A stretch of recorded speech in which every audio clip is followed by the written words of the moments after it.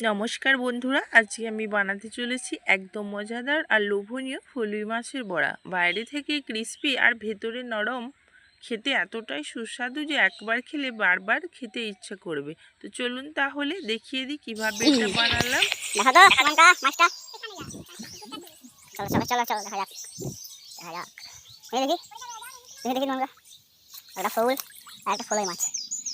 ঠিক আছে, চলো বলে নিয়ে চলো। বাহ, দেখো মাছটা ভাবছে।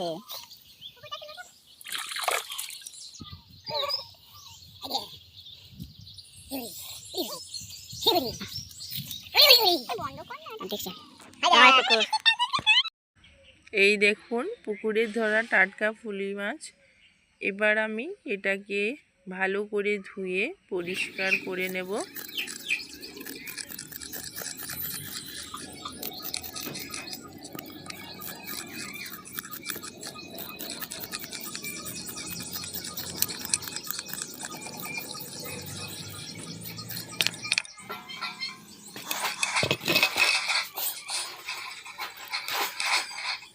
প্রথমে আঁশ ও ভেতরের অংশ পরিষ্কার করে নিচ্ছি।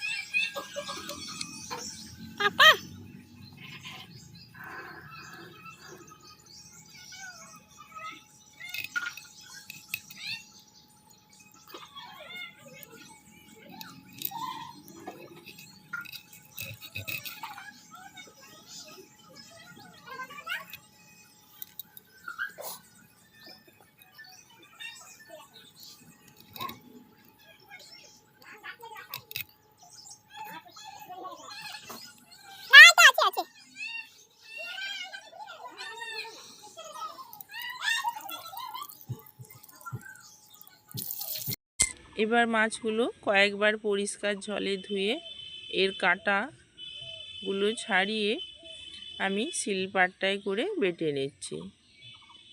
বাটা হয়ে গেছে। খুব একটা মিহি করে বাটবো না, হালকা দানাদার মতো রাখবো, তাহলে বড়াগুলো খেতে বেশি সুস্বাদু আর টেক্সচারও দারুণ হবে।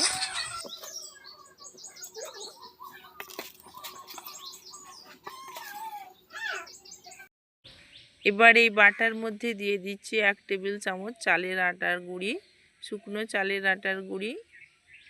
তারপর দিয়ে দিচ্ছি পেঁয়াজ বাটা, আদা বাটা 1 চা চামচ, রসুন বাটা 1 চা চামচ, 1 টেবিল চামচ পরিমাণ ধনেপাতা কুচি, স্বাদ মতো লবণ,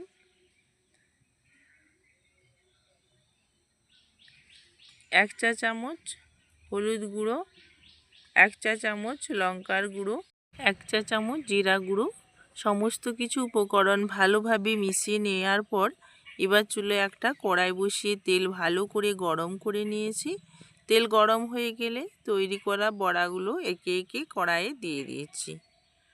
মাঝারি আঁচে বড়াগুলো ধীরে ধীরে ভেজে নিচ্ছি, যাতে বাইরে থেকে সুন্দর সোনালি রং আর ভেতরটা ভালোভাবে সিদ্ধ হয়ে যায়। একদিকে বড়াগুলো সুন্দর সোনালি রং ধরে গেলে এবার আলতো করে উল্টে দিচ্ছি।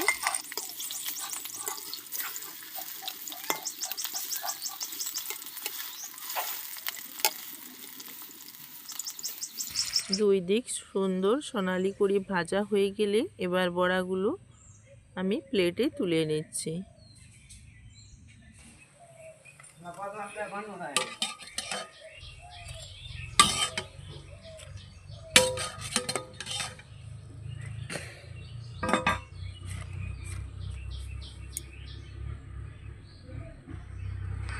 এভাবে তৈরি হয়ে গেল আমাদের মজাদার ও ক্রিস্পি ফলুই মাছের বড়া।